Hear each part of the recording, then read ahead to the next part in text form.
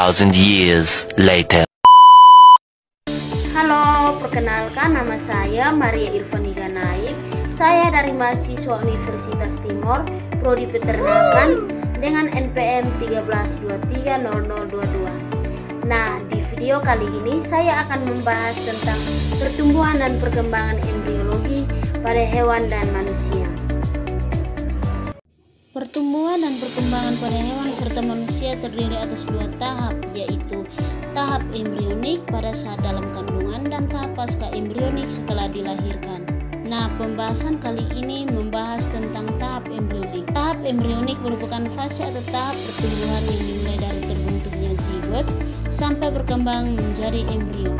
Pada tahap ini, zigot yaitu terbentuk dari fertilisasi antara sperma dan ovum mengalami pertambahan jumlah akibat pembelahan secara mitosis. Sementara itu, perkembangan zigot ditandai dengan adanya spesialisasi dan diferensiasi sel-sel dan jaringan untuk membentuk organ-organ hingga individu yang utuh. Tahap embrionik terdiri dari beberapa tahap, yaitu tahap morula, blastula, dan organ ogonesis. Yang pertama adalah tahap morula. Pada tahap ini, zigot mengalami pembelahan mitosis terjadi berulang-ulang dari 2, 4, 8, 16, 32 sampai dengan 64 sel, begitu seterusnya. Sel-sel yang terbentuk dinamakan blastomer. Saat mencapai 64 sel, blastomer berbentuk bola sel yang tidak berongga seperti buah arbe dan dinamakan morula yang berasal dari bahasa Latin, yaitu morum yang artinya arbe. Yang kedua adalah tahap blastula. Pada tahap ini, sel-sel morula akan terus membelah hingga membentuk suatu bola sel yang berongga berisi cairan dan dinamakan blastula. Rongga pada blastula dinamakan blastosol, sedangkan tahap pembentukan blastula dinamakan blastulasit. Tahap ketiga adalah grastulasi. Grastulasi merupakan tahap pembentukan grastula yang merupakan hasil pertumbuhan dan perkembangan blastula. Pada tahap ini, blastula mengalami perlakuan atau invaginasi sehingga terbentuknya rongga yang disebut grastosol.